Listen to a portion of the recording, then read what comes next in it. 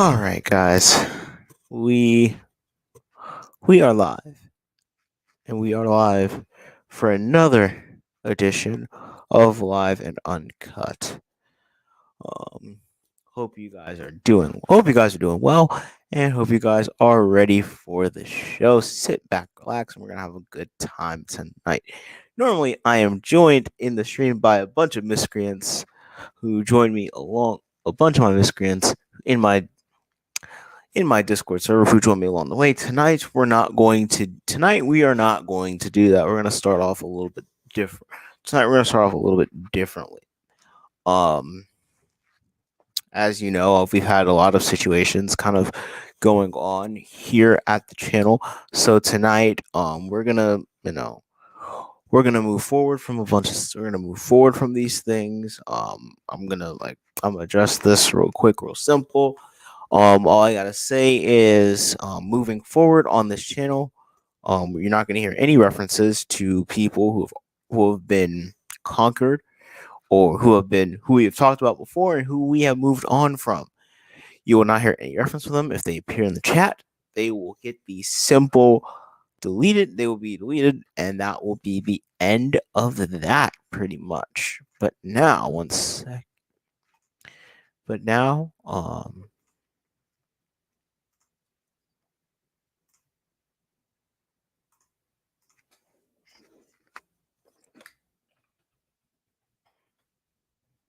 let me.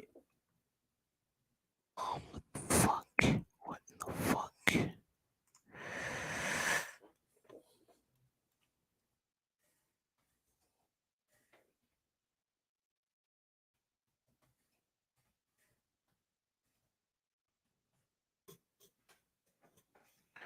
Now that I've gotten that little bit off of my chest, hey Mitch, glad to see you.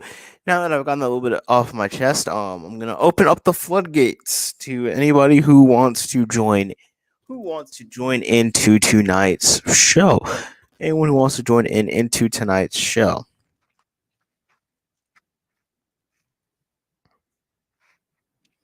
But we're not gonna get too.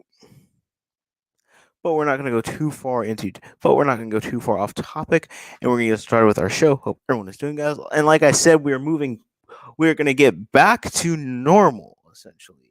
That is going to be like our big thing on tonight's show. We're going to get back to normal. Something that the coronavirus doesn't want us to do. A big joke that I had made earlier on this man, David 3000's Hello. stream earlier on Twitch. But hey, David, how are you? Doing well. Just decided to come here for the evening. Well, it's nice. Well, it is nice to have you here. So, what topics you were just talking about? Well, I started off this stream by just addressing how we're basically just gonna get back to normal on here. That hopefully that we've gotten the last of the drama and the confrontations. That hopefully that we've seen the last of it, and that way we can move on and we can talk about other things. Yeah, and I hope the drama ends. And I've also created a new, and also guys, I've created a new rule in my descriptions of the rules that if you see anybody in the chat that we've already had issues with or confrontation with or anything like that, and we know that we're not cool with them, mods, you have permission. If they're in the chat, you have permission to remove them from the stream. You have full permission, and I'm not going to stop you. And I'll make sure to remove those certain individuals if they ever show up. Yep. And Jonathan. Yeah, hey Jonathan. I see Andrew was here in the chat. What's going on? Oh man, Hangman. I have an issue with David, sir. Hangman, we know about your issues. Oh yeah, but speaking of Hangman Charlie, tonight we're gonna be talking about. Oh yeah, we got a big topic tonight that concerns the Hangman Outcast. Yes. And while we have Charlie here in the chat, I think now is the perfect time to talk about the Hangman Outcast. 1 second. I got to get this picture up because I saw this picture today, and it made me laugh a little bit. Yeah. 1 second. Let me see. Okay. Yeah. Okay. I don't think I'll need to. I don't think I need to share audio. So yeah, we're gonna share this picture. But tonight, guys, we're gonna be talking about the Hangman. Oh man.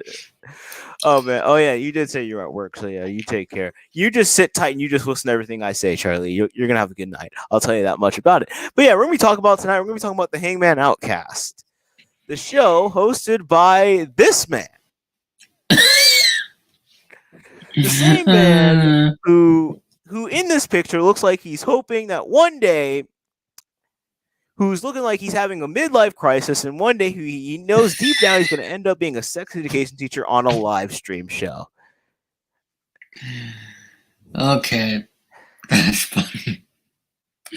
But anyways, back to the Hangman. Back to Hangman House. I was going to save this for a main event, but he decided to. But since Charlie was here, I figured we could just get this down right now, get it down and simple. So we talk about the Hangman Outcast, and Hangman Outcast is one of the most interesting shows on the internet, to say the least. It's basically, in a way, what I do, but just 2 hours earlier. But and on Fridays and Mondays. Yeah, and it's also on a different night, and it's also hosted by again. Him and Charlie. It's also hosted by again a man who looks like he's on the road to being a sex education teacher on YouTube. But anyways, we have the Hangman Outcast, one of the best, one of the shows that really defines the meaning of open forum, and we have both the co-hosts in the chat. I'm glad to see that they have made it to this grand occasion, and they have done one thing very well, and that is, like I said, the topic of open forums, a place where pretty much you don't have to do much. All you got to do is get a link and show up and just do whatever. And this Hangman Outcast show has been going on since May 15th, 2020. It's going on since May 15th, which if you advance the clock about a good 3 or 5 months later, you would get the premiere of a show called Live and Uncut.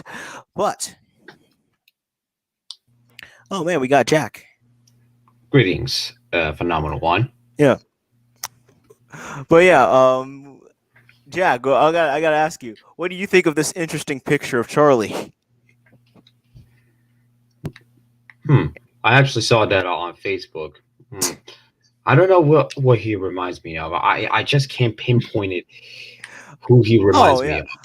Oh yeah, it just reminds you of the guy who's on a midlife crisis, going on to be a future sex education teacher on YouTube. That's what it reminds you of. But yeah, back to the Hangman Outcast. It is definitely one of the most it has easily grown a following, especially as of late. I think the show is really starting to get to its peak. And we were talking about this last week, how I criticized Rand Rave Podcast, so it's only fair I criticize Hangman Outcast. So to start off with our show, I will say some positives. The show has done a very nice job of standing out in our community, to say the least. It stands out very well. There's a reason that it has the audience. It has a cult audience almost, in a way, as the people there really remind you of a way to have fun and cut loose. It's like when you meet up with your friends in a bar and just smash the place after drinking 5 gallons of beer. Yeah. Although more likely, if you did that, you probably would be more than just smashed. Oh, what's this? The private chat. Oh man, Jack. Yeah. Oh man, Jack couldn't stay along the way. Let me see what's going on. It must be the snow that's causing Jack's problems. Mm-hmm. So yeah, that's one positive. Another positive is the fact that it breaks records. Say what you will, but the Outcast really likes to break records and set longest stream after longest stream after longest stream. It likes to break records. Yeah. Mm-hmm. Got to give credit where credit is due. And also another thing is that it does have a huge influence on our community, to say the least. It has a huge influence, as a lot of my regulars do like to show up for the Outcast. In all honest praise. Mm-hmm. And it's also hosted by our favorite future sex ed teacher right here. And he's the perfect director of chaos for such a program. Yeah. But with all that stuff said, and he also has a good host who also owns a strip club. So sex and strip club go perfectly together. So they have the chemistry right there just on that alone. So now we go into the nitty and the gritty, and we get into the critiques. My main critique with the show is just the fact that sometimes, there can be a little too free. There can be kind of like how AEW said, kind of like Cody said in AEW, how there's so much freedom that sometimes it's almost a little too free. As it's been a fact that, as they've said before, topics aren't a thing that work for the show. And while I do think that topics could work for the show, it definitely would take a lot more potential. I think it would take more work for topics to work for a show. It's kind of like starting over from a YouTube channel that has a bunch of drama, and then all of a sudden just talking about rainbows, for a short, quick example. And by the way, I think Charlie's seeing a real rainbow here tonight. But anyways, as we continue on, another criticism with Hangman Outcast is that and we've talked about this before, and that is consistency. We talked about consistency before, and consistency consistency is a big part of a show you're doing. Mm-hmm.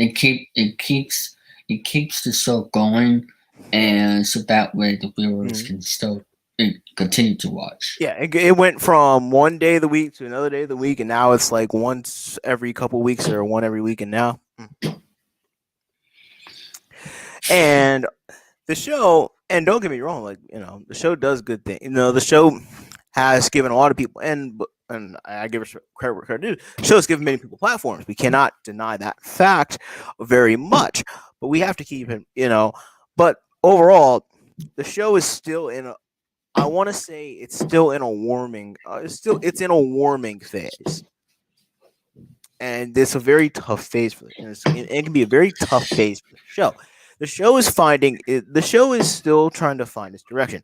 It added Tom Willis' co-host, and Tom Willis does a good job of being the straight man to the kooky Hangman Charlie, who probably feels a little kinky, who's known for being too kinky, and trying to influence David into having sex, but that's for another day. Which is not happening. But continue, Jack. Okay, I'm back, but my internet was being wonky because I'm trying to interact, because I was trying to interact with somebody on my other end. So, just being honest. So, continue. All right, so let's see. And we should go back, and then also another thing with Hangman Outcast. Another thing with the Hangman Outcast is that production can be stepped and that is the fact that the show sometimes, I think, the show can do one thing better, and that is tone, and that is the focus of tone. There are moments when the busting of balls messes with the tone and the atmosphere of the show. And now it's not disrespect and not just call for anybody in any one proportion, but the show can definitely figure out the tone that it's trying to reach. And don't get me wrong. And like I said earlier, I definitely say that you should definitely watch Hangman Outcast. I'm not here to say that Hangman Outcast completely fucking sucks.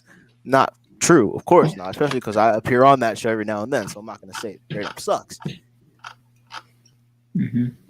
Same thing with David and Jack. almost, but I don't think I'll be around on. Nah, not gonna bother saying you heard me before, so let's Yeah. just let's just keep it moving along.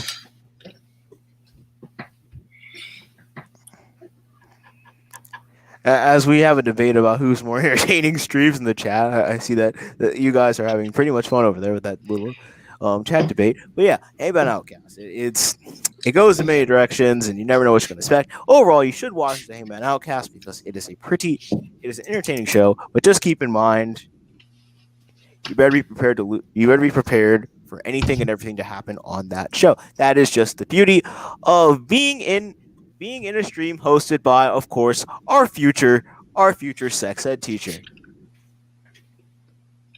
You know what? You know what it would be good though, because this wouldn't be right without actually giving a shout out to a certain friend of mine from Australia, who should be who really needs to have some recognition. Shouts to my friend Infinite Retro. He's from Australia. He knows sex things, and I think you should definitely ask some questions to that. And to you, Charlie, definitely talk to my friend Infinite Retro because he knows about sex things. Talk to him through. Go check out his channel on YouTube. He knows a lot of things on that. And if you want to talk to him on, well, shall I say, he's the type of guy that you should definitely talk to. And even though you may be a sex teacher, you'll want to seek him out. So shout outs to Infinite Retro. He's a good Australian motherfucker in here, and I called him a nickname, Crazy Aussie Motherfucker. Yeah, Tom, you must have heard it. You must have heard of Infinite Retro before. I told you about that. So go check out his YouTube channel, Infinite Retro, The Bulb Rage. He's that guy. So he was on my show before. So take a look at it. So please, shall we continue? I hate to be that guy because I hate having to ask you. I hate having to boss you around because I don't like it.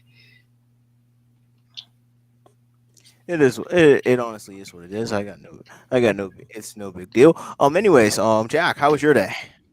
I'm actually doing, well, shall I say, rather fine in some ways per se. Though I'm still trying to figure out who I truly am because it's a bit of a struggle after what has been happening. Well, not going to discuss what has been happening the past few nights. So I'm doing a rather okay. I've been on an SL just a few minutes ago. Okay. Well, as for me, I'm just relaxing around my room. Is gonna get painted tomorrow, as we just kept the materials in. So that's in our location in my house right now as we speak. So that's why I don't have my camera off. So that way you won't also see any spoilers because coming around next month or so, I'll be making a video of showing the new setup, which is Communicating nice. with my associates and. But also, I watched the Nintendo Direct today as well. I don't know if you, Paige, watched the Nintendo Direct or in the past. Do you watch Nintendo Direct, Paige, before?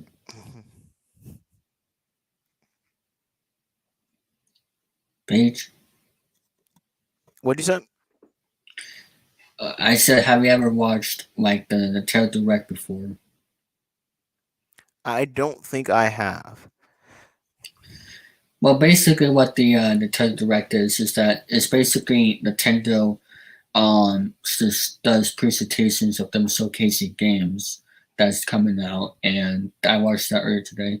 The only games I'm super excited for, which I'll talk about on the I'm going to talk about a little bit on my email, but I'll mostly talk about on the There with Dawson's Fun Apples podcast for episode 2.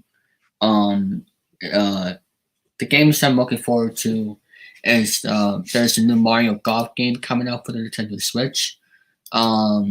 There's also going to be a new update as for Animal Crossing, adding Mario 35th anniversary Mario features. And there goes Jack again, probably because of the snow bothering his internet. And there's also going to be a Fall Guys game coming to the Nintendo Switch as well. Now they haven't released anything as for Mario Kart 9, which is a rumor, mind you, but I might talk about that on a separate videos. So maybe in the next Nintendo Direct, they might talk about Mario Kart 9. This is a rumor going around. Did they announce Metroid? And I have to look back at the replay because I honestly don't remember all. But I have the video right here on my computer. I know they talked about Super Smash Ultimate. So I just have to look back. I wish they had timestamps. That would have helped. There's Jack again. Okay. So you talking about the Nintendo Direct? Yes. Yes. Yep. Well, actually, I did attend a Nintendo Direct, and let's just be honest, it's somewhat of a disappointing thing, and a lot of people are unsubscribing Nintendo because of that. They hated what they had, and I even spoke to some of those servers that I'm actually in, so to say. They hated it because there are very few redeeming. Well, I wouldn't say redeeming qualities, but it's just some of the games that are being remastered, like Zelda being remastered on HD. Yeah. That's one of those. What else they've included? I think it's 2 Zelda games. I might be wrong on that, so feel free to correct me if I'm wrong. I think there's another game that's being developed. I don't know if it's a Breath of the Wild or not. Maybe it's one of those. I don't know. The first game that I actually saw is the Smash Ultimate, which a lot of people are. People keep bitching and complaining about the sword user. They're bitching and complaining about the sword users in the Smash Ultimate.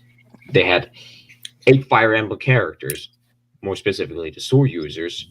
We got Sephiroth, Cloud Strife, and now we have Pyra and Mithra from Xenoblade 2. And god damn, I mean, people are being so salty about that. I do not understand why are they being so salty about having another sword user in the game. It just don't make no sense. Now here's the funny part, right? Here's the funny part when I'm going to tell you this. I actually do recall in my mind that Pyra and Mithra from Xenoblade Chronicles 2 must be in Smash Ultimate. And let's be fair. I kind of called it, and you people aren't happy about that. Yeah, I mean, yes, they are happy about it. It's just that they're being complaining about having too many sword users in the game. I just don't get it. Okay, Why? so I found the timestamp as regarding to the Nintendo Direct. I'll put it in the private chat if you want to read them out. If it'll let me. Okay. Okay. There it is. So, okay, the So correct we have. timestamp. Okay, we have Pyra and Mithra come to Smash Ultimate. mhm. That's from the get-go. Yep. Fall Guys. I mean, who even gives a damn about that game? Outer Wilds. That's a brand new one. What else do we got here? 754. Famicom Detective Club. Not too much of a fan on that. 930. Samurai Warriors 5. That's from Oda Nobunaga. I guess I actually guessed it correctly because it is a samurai kind of thing.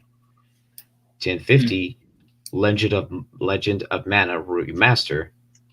Kind of heard of that Mana franchise. Well, not the franchise, series. Mana series. Kind of heard of that, but not the Legend of Mana remaster.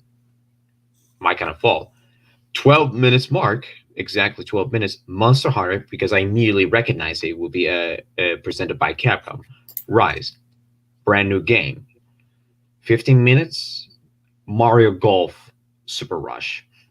So some people that actually like a Super Mario Golf Super Rush. Excuse me, what the hell am I saying? Mario Golf Super Rush kind of makes me think that all people will actually get that game because that's the only thing that the Nintendo Direct has some of the good games. I'm actually planning to get that game myself. You do have a Switch? Yes, I do. Okay, and does it justify that you want to have that Mario Golf Super Rush?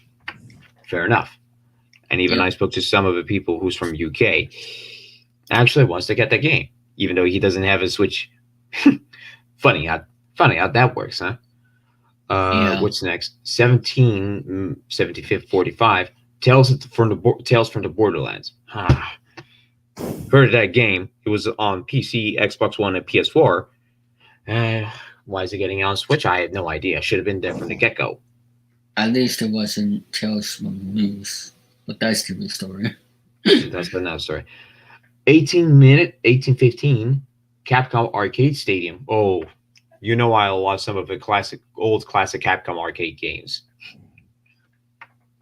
1848 Stubbs the Zombie.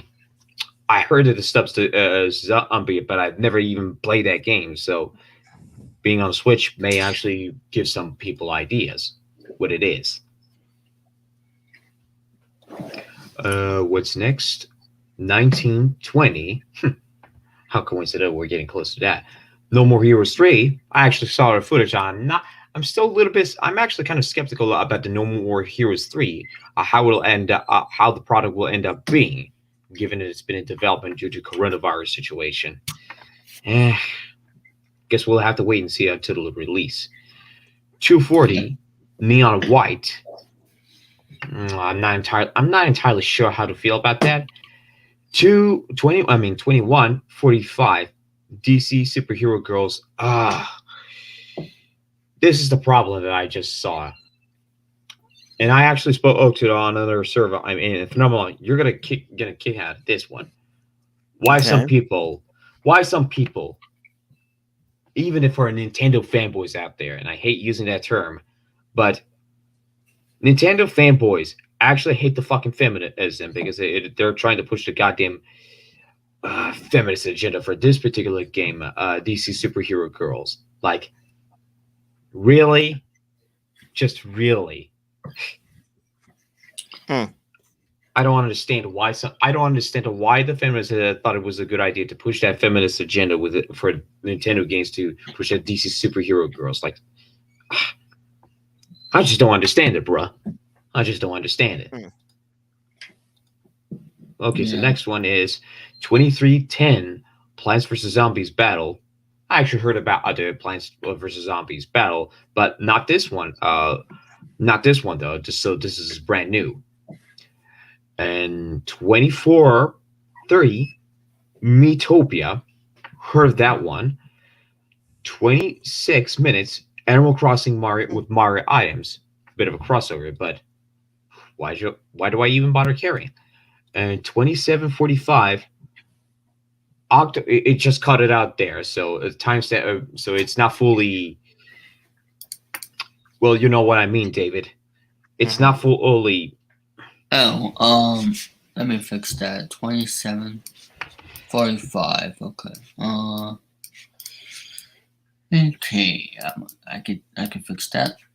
Yes, fix that so I can pay attention to what these people are. Okay, so it's actually a little bit of a loungy type of thing. So, okay, so it hasn't fully processed, but Octopodad. I don't know if it's actually the correct name, but Project Triangle Strategy. Yes, that's it.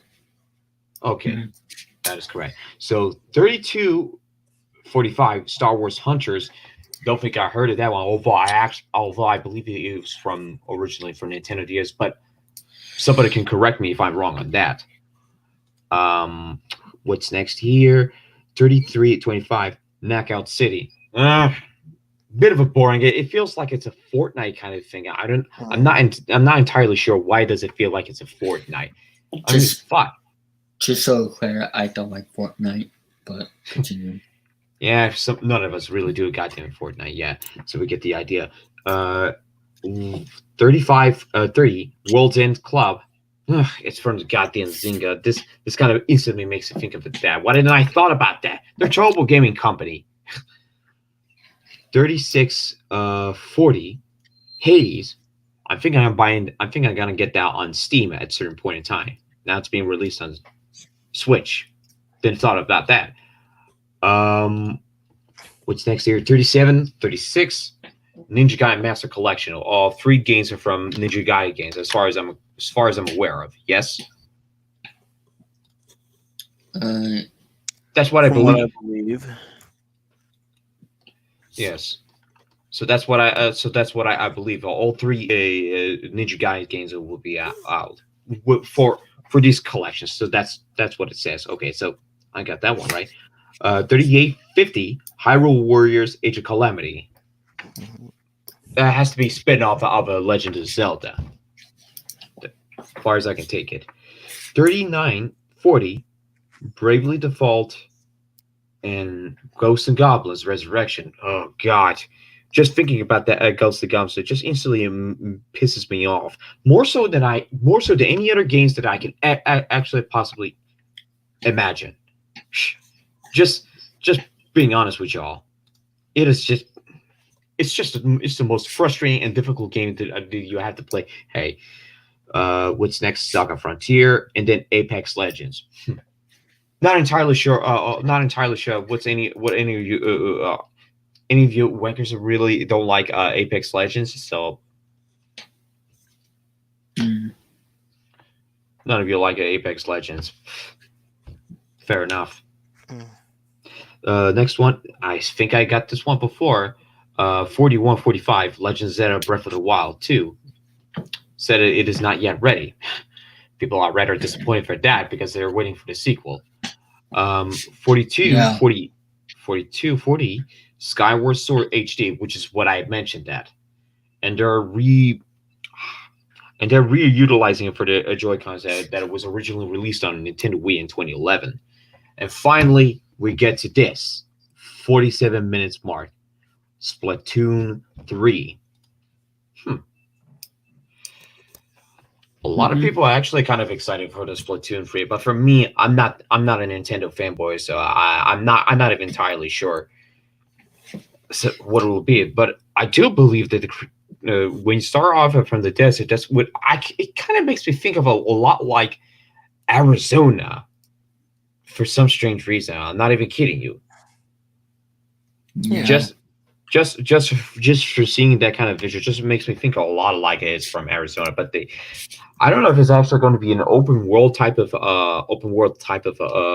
a game. But man, I wouldn't even think of that for a moment, because it's not an open world game, unless the developer says otherwise. Now, to look at Tom's comedy, saying, for the record, I beat Fortnite multiple times without building the damn thing. The building is a lame gimmick. Fine. Mm-hmm. I mean, a lot of people do hate the goddamn Fortnite. Even Infinite Retro hates that goddamn Fortnite. Play a real goddamn game. That's all he asked for. Play a real goddamn game. Now. Yeah. I played Fortnite once. I don't even remember what happened. All I know is I got killed, and I was like, okay, I'm just not coming back to this again. Yeah. I mean, it's for the kiddie games. It's for the kiddie games. I clearly don't get why some kids are really playing that goddamn game. Even for us, that we're, as an adult, don't actually like that game.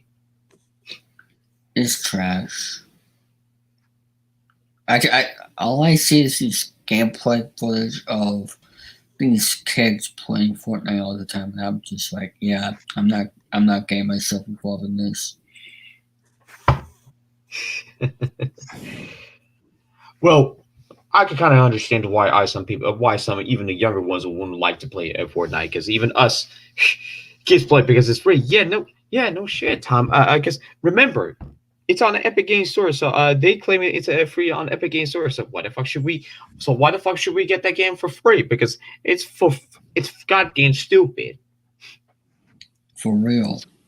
Yeah, for goddamn right. Buy it on the goddamn stand. Don't bother going with the Epic Games Store. It's so goddamn atrocious. They don't nearly have as nearly the same feature as Steam does. Because I'm a Steam user. Oh god, Yeah. this one is actually funny. I don't know why they made the female character so thick. Ah, I like Jonathan Hanna. He's a funny guy. Yeah, Jonathan's a cool dude. But my final thoughts of the Nintendo Direct is simply this. I mean, the only games I'm looking forward to mostly is the Mario Golf. That's my top favorite I'm looking forward to. I'm also looking forward to the Fall Guys because it's kind of like Wipeout in a way, which Wipeout is one of my favorite TV shows. And I'm also looking forward to Animal Crossing Mario miniatures. And as for the Smash Ultimate, adding those unnecessary characters, like seriously, no pun intended, like it's unnecessary to add those characters in. This is supposed to be about Mario, and the character that we really want to be in Smash, nothing else, is Waluigi. I mean, put it like this: I actually spoke to a few people in the other server I was part of when while they were watching Nintendo Direct. Don't trust anything don't trust anything of her. Don't trust any Smash leaks that is coming out of the goddamn leaks. The leak to they leak so damn much, so they end up falling into that kind of bullshit for this kind of leak. So I wouldn't trust anything from any Smash leaks at all. I just wouldn't. And let's be honest, nobody should even trust that because I'm actually a lot more skeptical than I've anticipated because even I questioned the validity of their claim, which one is correct, which one is incorrect, because nobody can trust the Smash leaks anymore. Like, I'm sorry, but it just feels damn wrong. Yeah. So Tom just said an interesting comment. He said, in my opinion, GTA 5 should become free and they should add Battle Royale. Only thing with that statement is think about all the players who have bought GTA 5. That's the only thing I gotta say about that. You know how pissed those people would be if all of a sudden GTA would just become free? You know how much people would be pissed off about that? Oh, like, imagine man, that. Rockstar would be having riots. They would be having a field day for that. Oh man, like, oh my god, like people would be irate, and it's understandable why, because a lot of people, think about it, paid about $60 for a copy of GTA 5, whether it's for no matter what platform it's for. And then all of a sudden they just say, okay guys, we're gonna make it free and we're gonna add a battle royale mode. Oh man, I definitely agree with the fact that the price should be lower. I definitely agree with that. Because the fact that it's been $60 for like the better part of 7 years now, I think is insane. And at $15 on Steam, that's you're very lucky. You're very lucky on that. But I know on PlayStation, it's pretty hefty. And then you have to add in the patch of Battle Royale.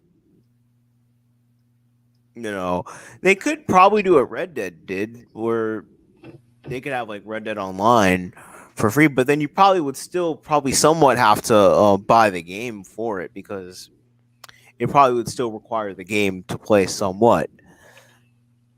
And if you're on Xbox or if you're on PlayStation, you also got to pay for that subscription service just so you can have that online play. And even for Nintendo, you gotta get that subscription. That's even more inconvenient for any console players out there, and that I just don't think it's worth the goddamn hassle for that. So instead, what I would recommend for people to do, get off the goddamn console, play it on a PC version, and you won't have any goddamn issues with that. But even with that, I still feel like I don't know. It just I spoke to my friend Infinite Retro. He does play a lot on the PC, and he said this flat out in the past. The cons having to pay for an online subscription is just not worth it. And I do believe what he says. It's kind of true, and I don't think there's anything. I don't think there's anything wrong with that. And the fact of the matter is, it's becoming increasingly hefty to play it online, and this is why some of the console players are actually ditching their console to move over to the PC so they can play it for free. But even they people, oh god, this is why I hate the arguments. This is why I hate the arguments about the PC elitist. I hate the goddamn PC elitist or the term master race because it's just too goddamn stupid. Let's just put it bluntly. Mm-hmm. Even though some people would think it is a master race, but I don't give a shit. Some people need to get off the goddamn high horses and stop saying this is your goddamn PC elitist, because I'm not a PC elitist, nor is Infinite Retro is elitist. So get off your fucking high horses and stop bitching about that. Because some of the console motherfuckers who just wouldn't let go of the consoles, they're paying for online subscription, whatever the fuck. You know, I think there's a PlayStation Plus. Yes, PlayStation Plus, and then there's Xbox Live. Yep. What Thomas is mentioning here. Man, it's just a dumb console mentality. You pay for. This is why I remember. Vaguely what Retro said. I'm trying to think of a word of what he said in his previous years, which was from 5 years ago. They'll continue to get fucked in the ass and thank them for it because the corporation wants their fucking money. This is what a Retro said. Although I'm kind of paraphrasing what he said, but you get the idea. So that's why a lot of people are coming to the PC. So there's no point of owning a goddamn console if you're paying for an online subscription or whatever the fuck. The only subscription you could have on PC is through World of Warcraft. So that's as far as I can get at her. But that kind of fucked the price up they kind of jacked up the goddamn prices of it, and especially in Australia. So that's not too much of a saying. Tom, he says, I'm a PC elitist that owns every console. I'm so elite I put my pants. Okay, that's kind of a joke right there, but in all honesty, Phenomenal One, and to everyone who's in the chat, I think that a lot of us, including me, because look at me as a Steam user who at first I was a little bit skeptical because I'm not entirely sure if Steam is anything good because I was looking at the news. There was some kind of gambling scandal that happened. I don't know if you were there at the time. Oh, yeah. There are many video games that are being accused of gambling nowadays. And that includes the Team Martin and Pro Syndicate. They were part of that scandal of a CSGO lotto. You remember that debacle? Oh yeah, I remember that somewhat. I remember somewhat hearing about that. Yes. Okay. So to get this context, guys, I actually watched the fat guy who I'm thinking you might be familiar with that. I actually watched the video. They did not. They pretended that they did not own the website when they said go CS:GO. They did not disclose that, and yet children got access to Steam because they want to get that fucking cool goddamn skin and get the fucking money for it. Like, Jesus Christ, is this what the scene is gonna go in for it? Are they actually gonna get that fucking lawsuit over the goddamn gambling scandal because of Team Martin and Pro Syndicate that got involved? And that's this is why you don't give access to. This is why you don't give your children access of a gambling skins. Yeah. You don't do that, especially if you're on a Steam or on the CS:GO. You just don't do that. This is why it got into a lawsuit. Which, man, you would know why I hate the gambling type of people. Although I do actually respect some people who's into the gambling type of stuff when it involves CS:GO or whichever the games that they're involved in. But for these two motherfuckers in here, Team Martin and Pro Syndicate, they got in trouble for that, and they have to pay the goddamn lawsuit just for this stupid shit. that they shouldn't have, and they should have disclosed it. And yet, what is funny to me, a phenomenal one, and I actually remember this a long time ago. I think it was around 46 years, around that time frame. I believe. Mm-hmm. I think the lawyers in Washington called. I think the Gambling Commission in Washington called them out for illegal gambling that they're giving at. Well, I don't think they mentioned anything about the children because, as far as I'm aware of, because the Valve, the owner of Steam, Mm-hmm. are not aware of such game laws that they have specifically violated the gambling laws. And if there's any statutory damages that could actually hurt it, that they need to pay up the goddamn fine for violating and having some potential damages that could ruin the reputation for Valve, because they did not thought of that. And if you think of it like this, right? If you're selling a crack to someone and you would sell this to children, would that mean you're doing something illegal? You would, actually. That would be illegal. And that's the kind of thing that the Steam really should have looked at a thing, because the Gambling Commission in Washington actually looked into that. And that's why Valve was being accused of. So where's their argument for that? Kind of makes me think of it. I think the Tom would know.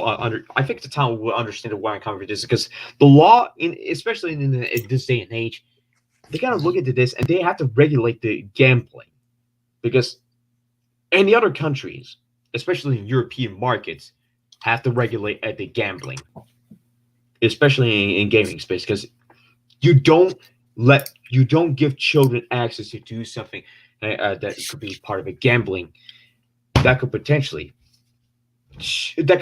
ruin there, and even financially. I'm just going to say this flat out. So overall, with that type of gambling, that Team Modern Pro Syndicate got involved with that CSGO Lotto scandal for the skins that they were looking for.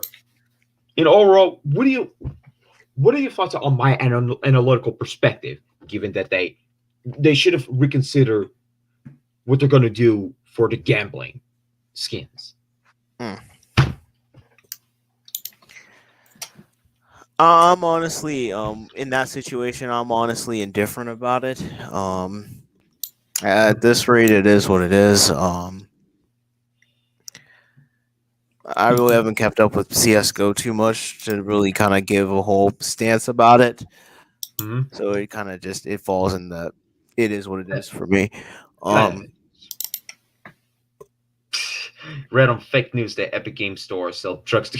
Okay, you're kind of using my words in there. I'm not gonna lie. But in all honesty, I haven't kept up with the CS:GO as well, so just thought it would be give this from trip down to memory lane how it all went down. So that's all I can say about that on the matter. Okay. What else I was trying to think of? Oh man, it just got me an idea of what I was going to say at this. Cause I know it's your show, Vanilla One, and it just really popped out of my mind, right? I know. I always make sure I give some time to other people so they can say their topics, say whatever they want to talk about. And speaking of talk about, let's congratulate Jonathan on getting 400 subscribers.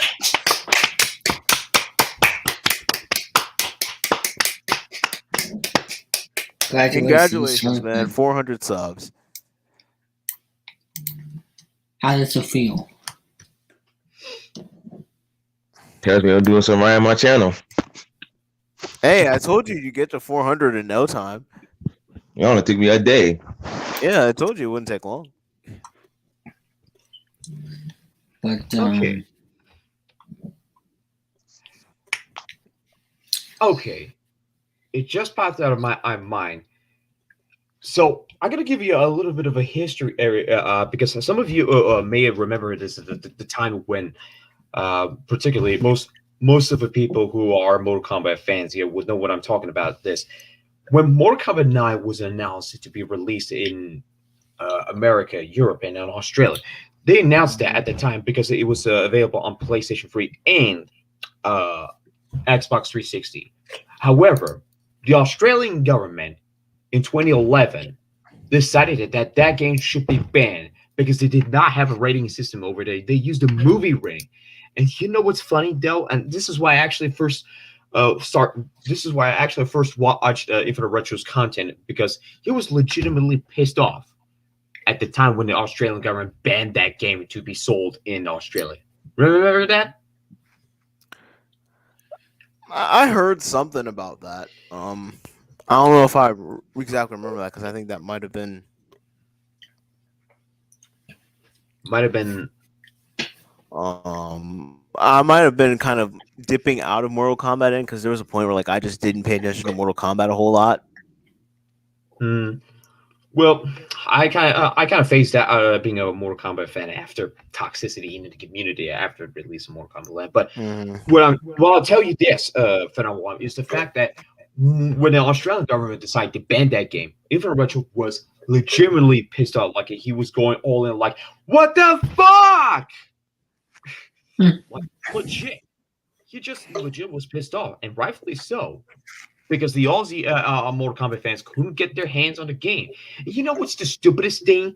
Even after Australian government has banned the game, they said flat out that if you try to import the game that is from America to Australia, you're gonna get fined for an absurd amount of money. I don't know. Think of it like $300 Australian dollars. That's absurd. How much money is that in America? I don't actually know. I have to look at it. How much was it? 300 goddamn Australian dollars. Okay. It's so fucking absurd that you have to pay the goddamn fine for illegally importing the game that is from either from America or from Europe. Like, no goddamn Australian government should give it that kind of fine if you're importing it again that has already been banned on Australia. That's the stupidest goddamn thing that the Australian government had to come up with. It doesn't make any sense. Okay, so David, $300 in Aussie money is about 200. Yes. Is somewhat about $230 in American money. Oh, Probably. I know, like this is how I keep track of my money in a way. I know, like, Australian is like, I know it's less than the U.S. dollar. I know the U.S. dollar is less than the pound. Yes. This is because of the economy is so goddamn bad. There's just no denying it. But the fact that the Australian government has said this flat out, if you try to import that specific game that's already been banned, imported from America or Europe, you're going to have to pay up a goddamn fine for an absurd amount of money. $300 or $600 ranging, so I should have said ranging from $300 to $600 Australian. That's just absurd. No, there's no way that any Australian citizens would get the hands on the goddamn get the hands on Mortal Kombat 9 that's been banned. And yet, for some strange reason, get this is the funniest part, right? I remember Retro saying about this because he posted a video a long time ago, which has now been deleted, but yet they're willing to have that game to be in the demo in Australia. I don't fucking get it. Why is that? I don't know. Even if the game is already been banned in retail, yet they're willing to get that as a demo in Australia? Why the fuck would you do that? Because most of us gamers who whichever part of the war we're living in, and what's up, Mason? Why the fuck us gamers? Why us, the Europeans and Americans, would get that game in full game, but the Australians don't get that because they have a demo version? That's why I don't fucking understand. This is why the Australian laws are kind of weird when you look at it that way, right? This is why I actually supported Infinite Retro for that time, because I disliked what the Australian government did for Mortal Kombat 11, and that's a disservice to the Australian Mortal Kombat fans. Put it bluntly.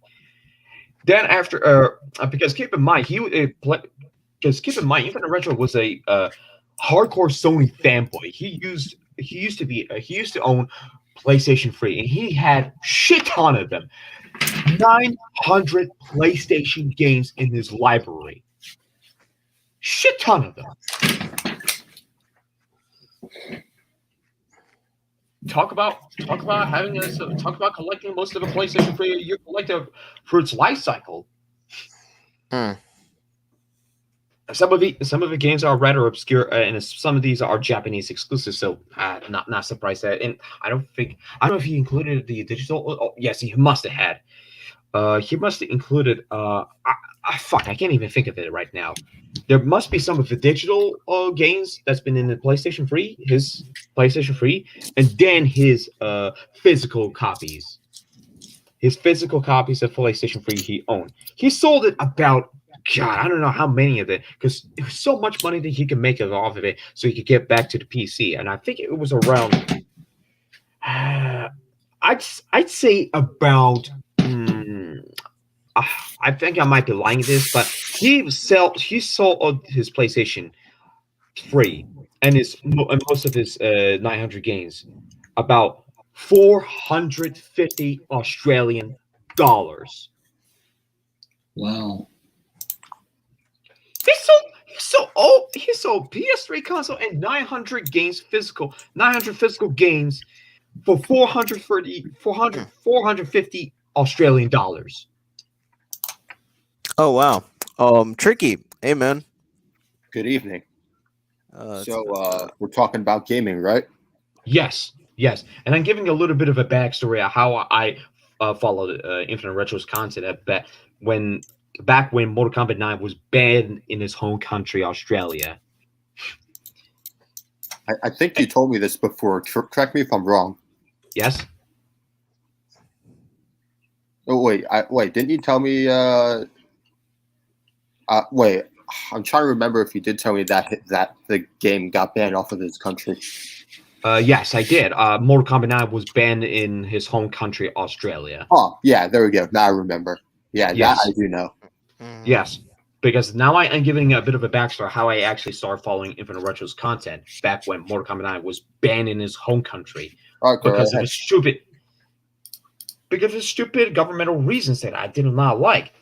Now, after 2 years later, after the game was banned, it has been resold as a complete edition, most in Australian sales, PlayStation 3, Xbox 360, and PC.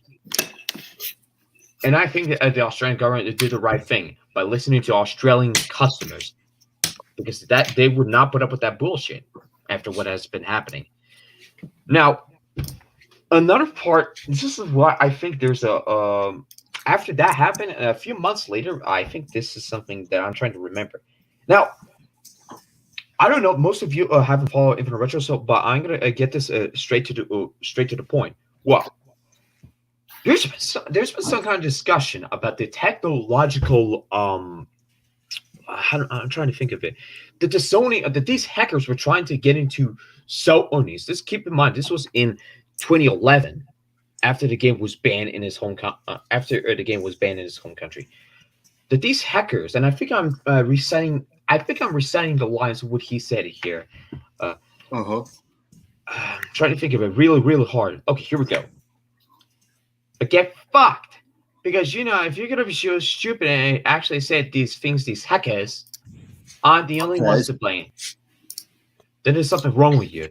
And if Sony admits that are their fault, anyone, okay, you are hold responsible for your actions that you have done. I mean, this may be along the lines. I'm kind of paraphrasing what he said in the past, but do you think the cybersecurity, even after the hack happened in Sony, that the hackers were trying to pull something like that? Would any of you would think that the hackers are responsible for that, for hacking into the Sony's database? Are you talking about like the Sony hack that happened back in 2014? I'm talking about way before 2014. I was going to say, are you talking about the one in 2011? To 2011, yes. Oh man, that was I think that was probably the biggest the biggest hack from Sony and PlayStation. That was, I think, the biggest one. Before we get back, I don't remember the one from 14. I don't remember the one from 14 a whole lot, but I do remember the one from 2011 because that one, like, that made national headlines. Also, Oh yes. Also, spoiler alert. Look at this T-shirt that I'm wearing. PlayStation. Yeah, fits for the topic itself, doesn't it? Well, most people know that, like, I am like, for the most part, I am a PlayStation person. In fact, I got most of my consoles are PlayStation, and I Do you do have emulate a the? lot of PlayStation games. What'd you say, David? You have the PS4, right? I do, yes. Same. I myself do have the PS4 as well. So the fact is, why the hackers were responsible for the hacking that they attacked in 2011. This is you said, Fenawat, you said this made it a national headline, correct? It did, yeah. It made the news. Yeah. Kind of shocking. Kind of shocking that I haven't heard. Although I indirectly heard it from Infinite Retro, I'm getting your side of the story. So what's your side of the story? Well, I don't know if it might not have. Well, I don't know how bad it was over there, but, like, over here in the States, like, it made quite the big wave when it happened. Oh, Jesus Christ! This is around the time frame when Mega Upload was shut down. This is. I think I vaguely remember that. I think. God damn it! Talk about 10 years ago. Jesus Christ! Now it just turned me into a goddamn flashback. Fuck me, ass. The fact that I'm thinking about this now, after I followed content from Infinite Retro, is just, oh, Jesus Christ! Talk about crazy times that we were living in. This is one of those times where I believe that Sony was actually got hacked, and that I cannot believe what I said after re-signing the lines of what Retro said, that they're at their fault. Sony was at their fault, right? There are at their fault, and I cannot understand why Sony didn't want to admit that up until the point where they actually said. And I don't think you could correct me if I'm wrong on that, but I feel as though Sony should have looked carefully into that. Why Sony didn't really thought of that, because if they got breached, Sony got breached by those fucking hackers, and I don't know if it was a Lizard Squad. I don't know if it was a Lizard Squad that did that. It's a possibility, but don't quote me on that, because I don't believe that Lizard Squad wasn't around that yet. But my problem is, even looking back at Sony, is that got hacked in 2011. They should have invested a lot more heavy. They should have invested a lot more heavy security to prevent so many hacks that happens again. Mm-hmm. Okay, yes, that definitely is true. But anyway, Shaq, we have a show to continue on with. Yes. So. Mm-hmm. But anyways, Tricky, 1 second now, since you're here. Tricky, how you been, man? It's been a little bit. Yeah, it's been pretty cool. Is it okay if I make some updates here? Yeah, go ahead, make it quick so I can kind of go into this topic. Okay. So, yeah, I'm just going to say this right here, right now. I decided to switch accounts. The reason for this is due to personal issues. Some asshole threatened to come and kill me and thought that he lived in the city. No. He thought that he knew the city that I lived in. But so I just don't want to. So I just got scared. So that's why I had to move to new accounts and take down my old ones. And I'm actually hoping to start the animation career that I've been trying to get off the ground for the longest time now, but couldn't do it because, again, personal issues with my life. And but yeah, nothing much really. Okay. Well, glad to hear that you're glad to hear that things are kind of starting to turn a different direction for you from what the sounds are like, and hope things that that you're going for, and hope that on what you're going for, hope you're able to achieve it. Yep. Yeah. And Tricky, you were once a wrestling fan. I'm pretty sure if that's correct. Yes. I didn't really I didn't really grew up with the WWF, or as it goes by now, WWE back in the day. Mm-hmm. But I actually did watch itsy bitsy pieces of it, as if you can even call it that.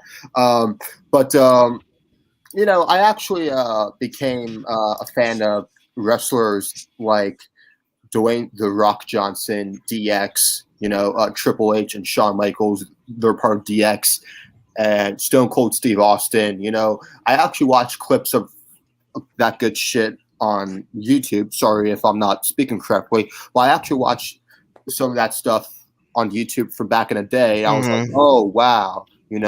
I wish I grew up with that stuff. This shit looks so hardcore, looks so edgy. But, sadly, we don't get stuff like that in the WWE anymore. But Well, granted, in wrestling in general anymore, and I think that's going to be kind of my next topic, is because we all know, because I'm pretty sure you probably haven't heard about the company known as AEW. I'm pretty sure you haven't heard too much about that. yes. But anyways, 2019, a good old company called All Elite Wrestling, I know, came around and they promised a big boom. They promised to shake things up in the industry, and we are about 2 years. We are near the 2 year anniversary. I think we might have passed the 2 year anniversary of. Oh, actually, yeah, we did pass the 2 year anniversary of the AEW back last month, and overall, like, I was into their weekly program Dynamite. I was into it for about a year or so, but we're kind of now a year reserved. And honestly, my thoughts about the show is that the show has really started to lose a lot of what made it interesting, to say the least. And it reminds me of kind of why wrestling is kind of in the shape it is. Yes. It's been dying for years now. Oh, speaking of wrestling, did you see these wrestlers getting mad over lists? I did not see that, but that doesn't surprise me. There's a lot of stuff going on in wrestling right now. It's insane. But first of all, I'm going to talk about. I think I would like to give a nice kind of like reflection of AEW, because AEW, while it did do a lot of interesting things, did a lot of nice things, but we're kind of in a year now, and the problems that they were having now are kind of starting to kind of like shown, and the product is starting to take a little bit of a turn because of it. So things I like about AEW is, first of all, the fact that we have a wrestling program that is in WWE. It's nice to have something that is as available as AEW is, because AEW is very much available to the American audience, and to an extent to the people in Europe and Asia respectively. It is very widely available. So that's a huge positive for them. It's on in America, it's on TNT, which is a pretty big cable network. So that's great. I also think that AEW has probably the best tag team division in any company right now, as their tag team division is just stacked with teams such as Young Bucks, Trash Express, FTR, which really gives you the roots of an old school tag team. There's just teams and teams and teams down the list, and they have just an extensive list, and it's an amazing list. You got to give it to them. I also do like the fact that they have freedom. That there's a lot of wrestler freedom in AEW. Say what you will, but there's a lot of freedom.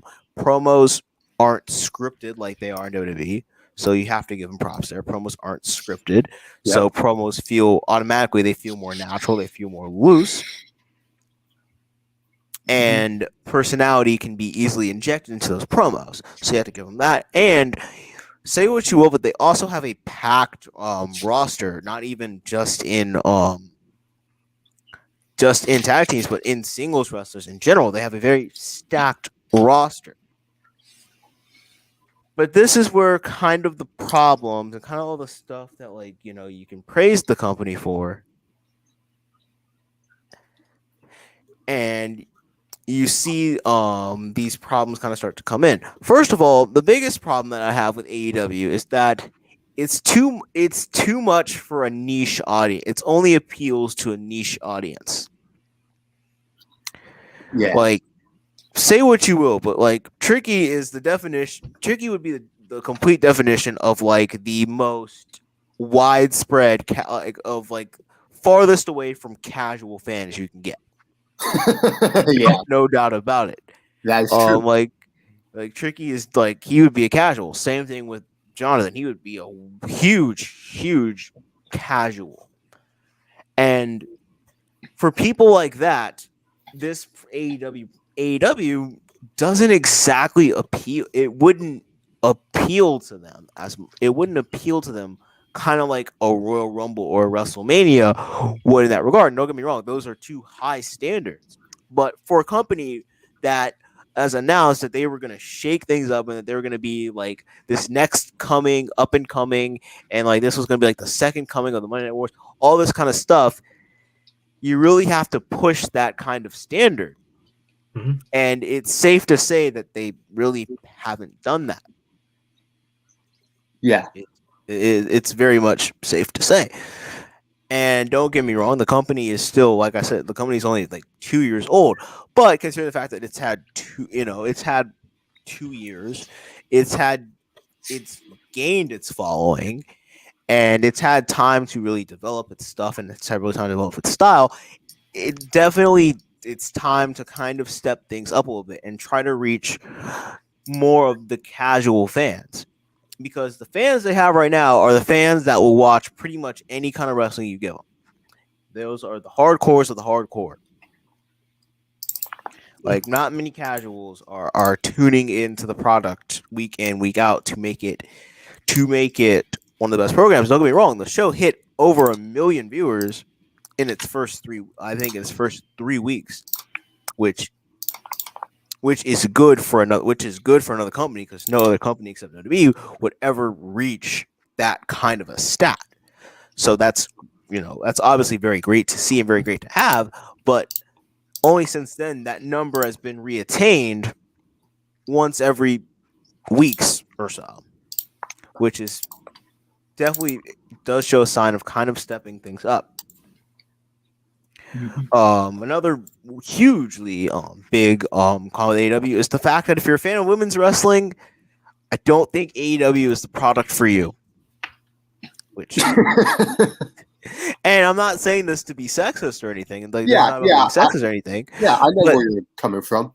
But the fact is, like, the women's division is something that has been constantly criticized for either its lack of depth, the amount of time it gets on the card, or a combination of the two, or just playing together just poor matches in general. Because people still complain about the cinematic match of Britt Baker and Big Swole, which definitely could have gone much better than the way it did. So like I said, so if you're a fan of women's wrestling, this is probably another product that isn't for you. Another thing is is a lot of spots. The fact that wrestlers need to learn on how to set up spots. And I know that sounds kind of funny, and it sounds kind of true, but it is, because there's plenty of times where, like, especially in like when they have these big multi-man matches, which is another problem they have, is too many multi-man matches, is the fact that you'll see like 8 or 10 people like just huddled up wondering, oh, is he gonna jump? Is he gonna jump? No, he's just gonna sit there on the top rope. Yes, he's gonna jump. Mm-hmm. Like, oh my god. Like, I wish that someone would just would just find all the AEW matches where there's like multi-men just huddling, waiting for the person to jump. Like, that would be like a good compilation video. Like, no doubt about it. That'd be just a good compilation video.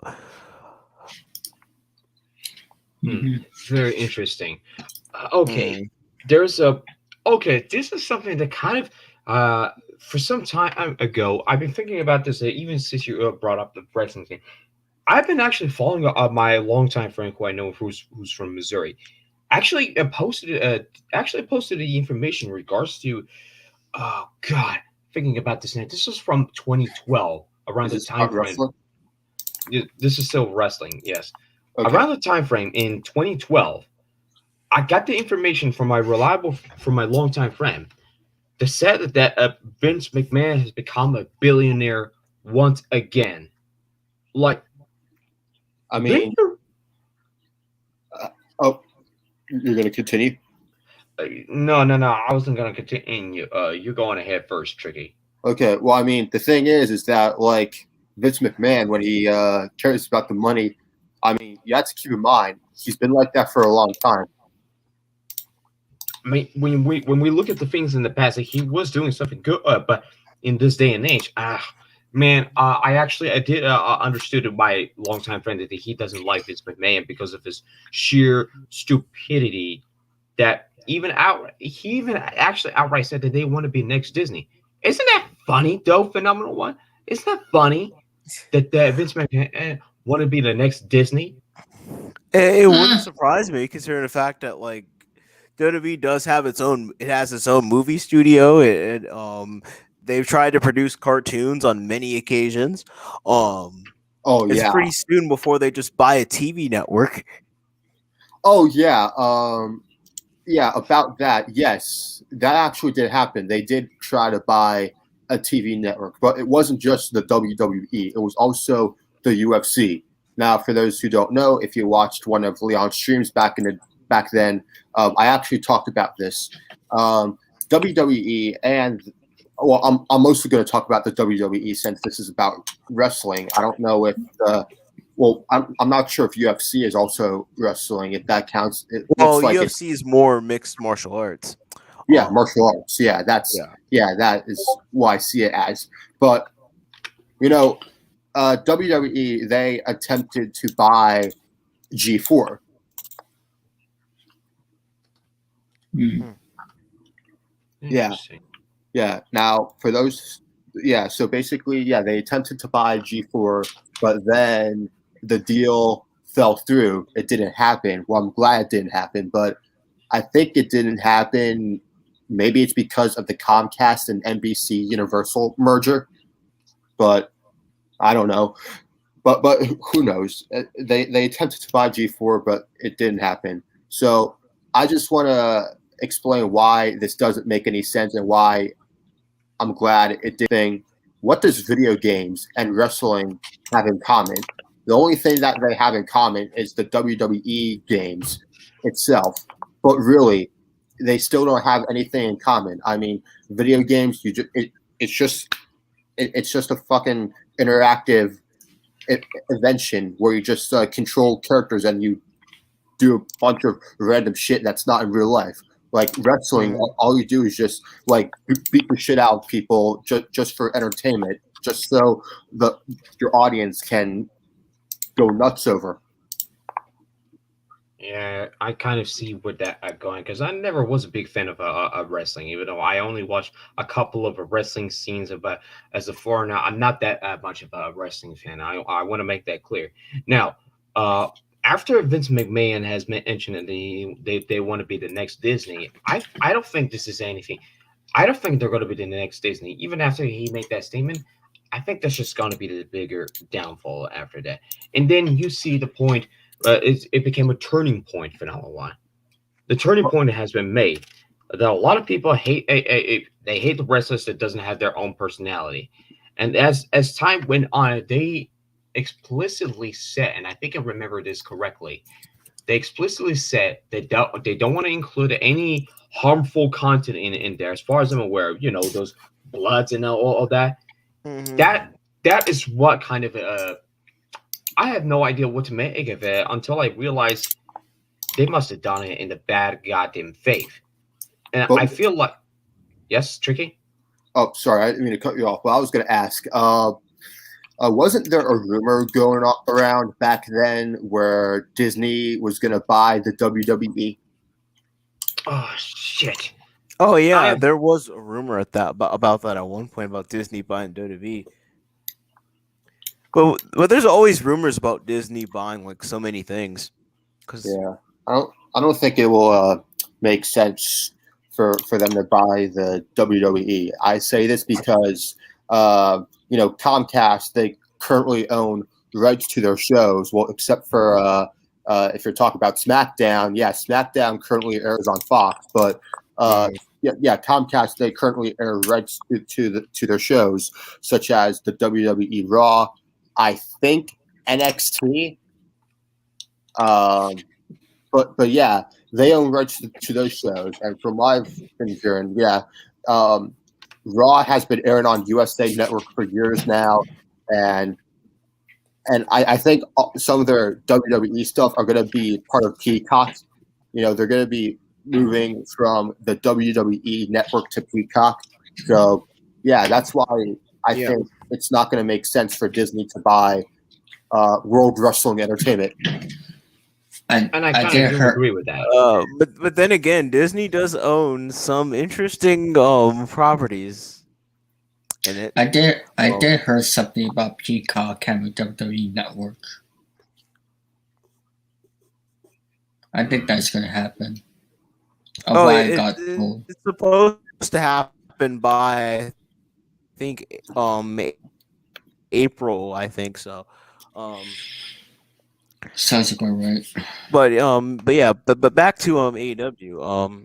And we're talking about WWE, but it's crazy because like AEW is known for like taking so many shots at WWE. Take it as you will. And it's to the point where lots of times some things that AEW does kind of feels ripped off from WWE, which is kind of funny. Because in fact they always take shots at them. Which is really but sad. There are moments that definitely feel like they're ripped off. Like, what were you saying? Sorry, I didn't mean to cut you off, but I was going to say, which is really sad because when AEW came out along with the show on TNT, I felt like that it had potential. I actually felt it had potential to be the next big competition ever since ECW and the WCW. But yeah, like you said, I just think that they just take shots at the World Wrestling Entertainment. I can't speak anymore, and it's to the point where okay, wow, I just think they just need some help. I mean, like I said, I still see potential in the company. I just think that there's some things that they're doing wrong. And I completely agree with you. I think that AEW has a lot of potential. It has one of the best time slots that many wrestling promoters wish that they could have. It has one of the best time slots at like TV shows wish they had that time slot.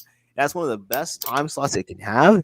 It has a bunch of public support from fans, and like it has potential to really be big. It's just the fact of, like I was saying earlier, they pay too much attention to this hardcore audience, and they started this invasion angle because they started this working relationship with Impact and New Japan. But here's the thing: barely anybody, unless they already have been watching, don't really care about Impact, and like that's just true. No one really cares about Impact anymore, except for the fans, except for the true loyal fans who just watch, who are just diehard hardcores. And the same thing with New Japan. The common American fan of wrestling probably doesn't care too much about New Japan. And don't get me wrong, New Japan has really started to Americanize in a few aspects, but they have their audiences, but I don't think any of those audiences weren't already watching AEW beforehand, before this invasion started. And based on ratings, and based on the past ratings, this has been going on at least for a few weeks now, the ratings really haven't had a huge increase to really justify this invasion as really working. Whoa. Did I hear that correctly? Invasion? Yeah. Yeah, it's supposed to be this invasion angle in a way. I'm kind of shocked that nobody has even mentioned about an invasion up till just now. Why would I'm lost my train of thought what I was supposed to say next.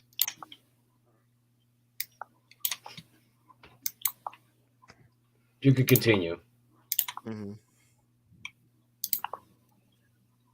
But as we continue on, then we have AEW's second show, which is AEW Dark. And don't get me wrong, I was a huge fan. When AEW Dark first started out, it took me, I think, a couple episodes to kind of get into it. But once I started getting into it, I really got into it. But then there are episodes where they just have like 14 matches in like a 1 hour show. Yeah. And it's like, okay. And it's like when you have that many matches, there's not much time to really develop story, like to really develop a whole lot of story and to put a whole lot of selling and energy and putting a whole lot of like what needs, to help build to this to that in this short amount of time span. And like my thing with AEW Dark sometimes is that it has too many matches sometimes. Like there needs to be like a nice breather point. Like there needs to be like a good balance of matches and stories. And Dark, I think, really did. And I'm not saying that Dark never had it. I think Dark had it, especially like earlier this year. I think Dark was really starting to do it, like earlier last year. But now it's a completely different feeling I get when I watch Dark now. Damn. And at the end of the day, like I'm not saying, and don't get me wrong, like I said, there are people who really enjoy AEW. And if you enjoy AEW, hey, more power to you. Like, more power to you, because I'm not here to dug on anybody who watches the show. Overall, like it just goes back to I think the fact that I think it can be doing more. I think it can be doing more to help the industry together, to help this industry together.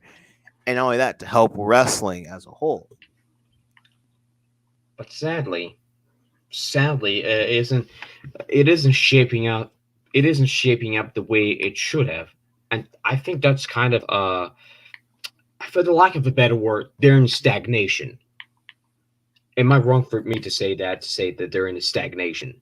I wouldn't say I wouldn't say stagnation. I would just say more of like a just decline.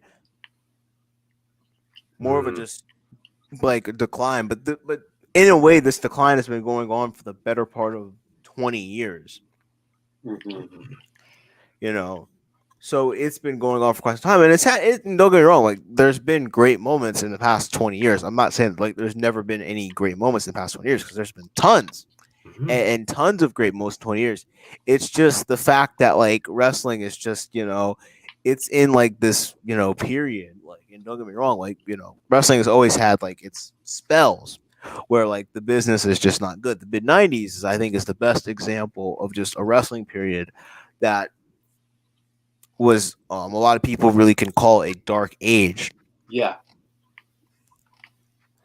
But like this is just a different level, I think, of a dark age for the industry.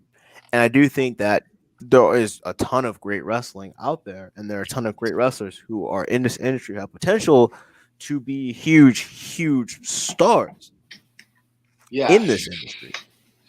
Yeah, and then now you said decline. Yeah, now you said something about declining. Yeah, I actually do want to talk about something along the lines of that.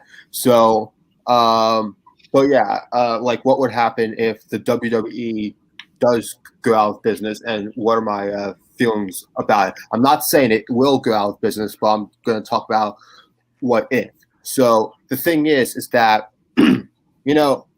I personally don't think that the company should go out of business because, I do see hope for the company in the future. I mean, I don't see potential in them now due to them still being shitty, but there is hope that they can be in competition again someday, since we do have AEW, and hopefully there could be new upcoming wrestling companies, so that way once they'll start being in competition, WWE can at least start trying. But they don't start trying while being in competition, then I do personally think they should go out of business, because if you give up, if you don't try, then you should get out. That's how I feel. I do think that WWE, like, and this is just my honest opinion, I do think that WWE does need, like, it needs a reset, and it needs, some things need to kind of just be reset and just It just needs to be fixed. yeah, like some things just need to kind of just scrap all together, and some things need to be fixed. But overall, like, my thing with WWE, like, there's reasons why, like, I can't, like, I don't watch WWE but nowadays, mainly because sometimes it's hard to watch because there's a reason why many people call the product unwatchable, and why I do think it's better than some of the stuff they were putting on like years ago. I still don't think that it's at the level it should be. Yeah. And it's like there's a lot of there's a lot of good characters and a lot of good wrestlers and people who, like, I like to watch, and people who I'm very invested in seeing each and every week. But the thing is, there's not enough for me as a whole to where I can say, okay, I think I really want to watch this. Because when it comes to wrestling nowadays, like, I've kind of entered back into being a casual fan. I've kind of entered back into it. And I think I know the reason why is that for is simply because it's due to ruthless aggression era, and I think you would know of this. It's due to the decline of a ruthless aggression era in those times. That perhaps, feel free to correct me if I'm wrong on this, but I think the ruthless aggression era has started to die down either in the late '80s or early '90s. As far as The ruthless aggression era didn't happen until the early 2000s. Yeah. Like, yeah, it was in the early 2000s, but the ruthless aggression era, it definitely did. I think the ruthless aggression era, it changed the style of the wrestling. The wrestling style did change the ruthless aggression era, and in a way, like, because like it introduced, to an extent, it introduced the work rate era that we have nowadays. Yeah. Although I think the work rate era really didn't become popular until like around the time when the company really started becoming PG. Yeah. Because keep in mind, this was before 2008 when all the PG stuff happened. Yeah. Oh God. Yeah. Just thinking about this, this kind of makes me think a lot of the times that the ruthless aggression era just isn't going to be the same thing as they were in the like I said, from the early 2000s. And as far as I can take that, even throughout those ages or throughout decades, a lot of people have started to tune out because it is, like you say, the WWE is unwatchable product. Now, go on. Sorry. And I think I know exactly why the ratings and the viewership are starting to decline. And I think it's so goddamn hilarious. I think it's hilariously bad. Even looking at those, it's just make me think that the WWE is just not going to survive. It's just not going to sustain it, even after all the downhill that's been going down. They'd be dumping the money on all the goddamn things for no particular reasons because they want to spend the money on that. And nobody's going to watch WWE not after the ruthless aggression era started to fade away because of incompetence, for the lack of a better word. I was going to say, like, not going to lie, as much as I didn't like the ruthless aggression era, I will admit there are some moments of it that I did like there and there. You have to admit. Like, yeah, the ruthless aggression era was definitely, like, it was a different tone. It was a different tone to what the company was doing, like from the Attitude Era. It was much a different tone. Yeah. And things were taken a much different way.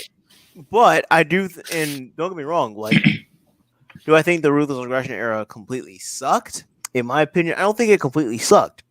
Yeah.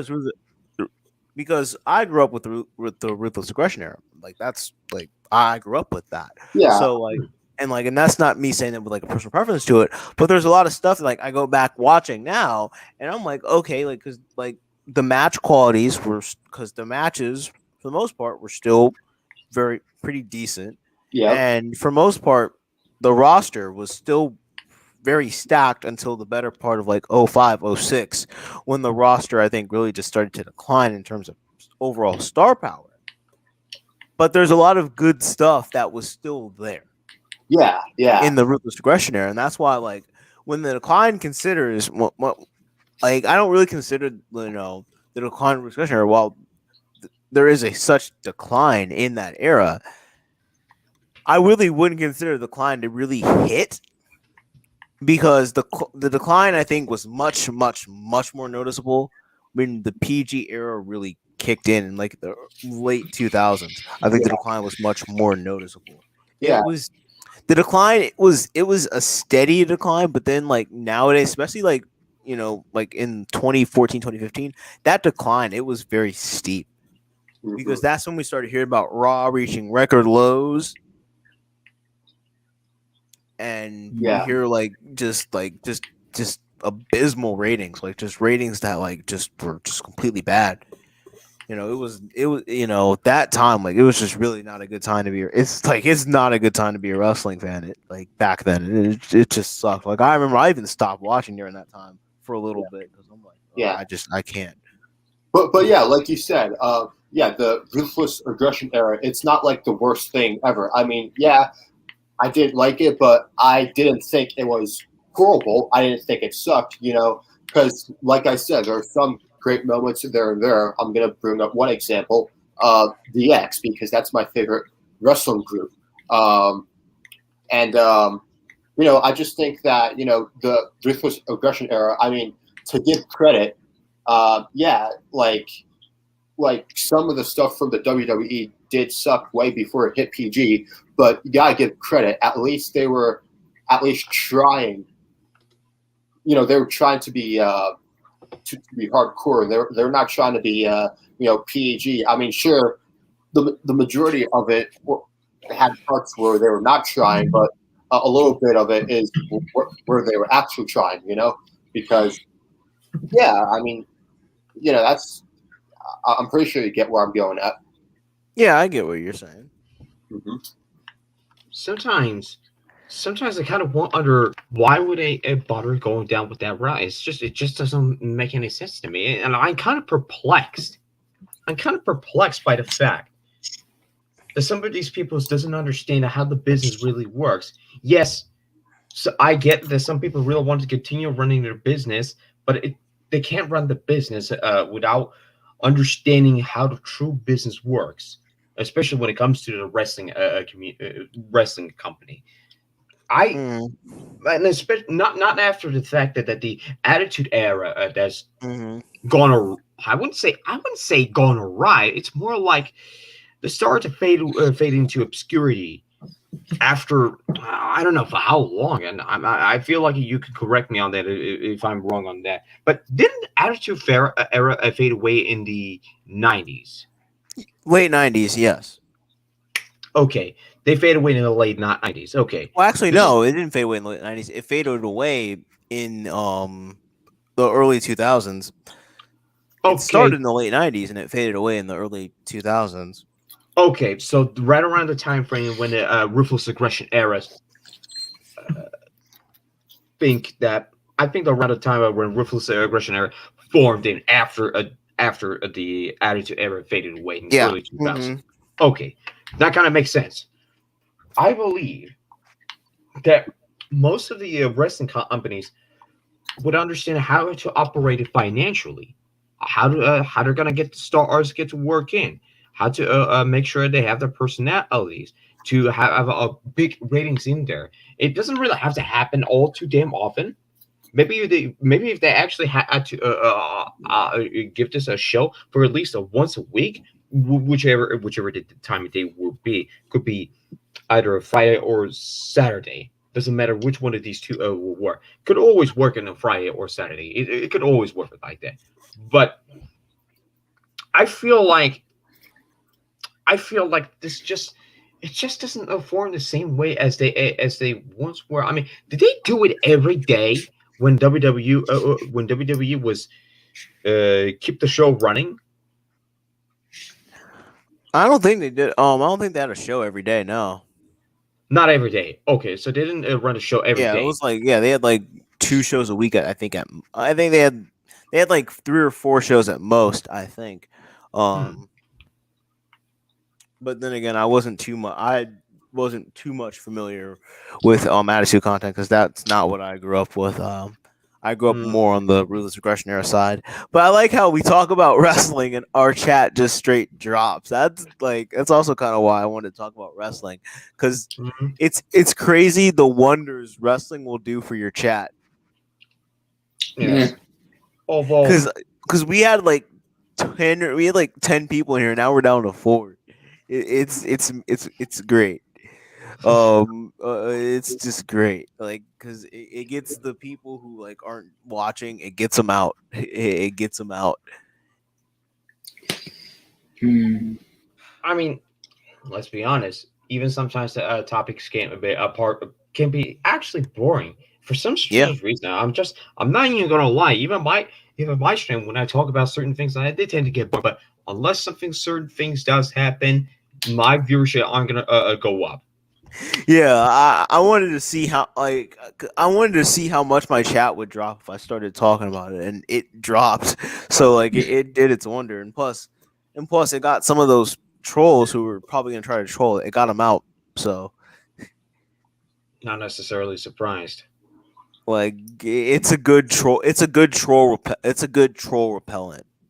Yeah, it really is. It's like talking about paint drying. It's just a good troll repellent. Yes. But anyways, I think we're gonna end this episode a little bit earlier. I'm gonna end this episode a little bit earlier. Yeah. All right. Be sure to check out all these. Be sure to check out all these guys here in the stream. Give them their support. I know Jack is not going to be on YouTube, I think, too much longer. So check him out while his channel is still up. Yeah, having content on it. And before you end the stream, I'd like to say one thing only. Yep. Jamie Kennedy is a legend. There, I said it. Oh man, Jamie Kennedy's legend. But anyway, guys, we'll see you. We will see you this Sunday for the as we reopen the lounge. We'll see you this Sunday, and we will see you guys next time on Uncut. Episode 7. Bye bye.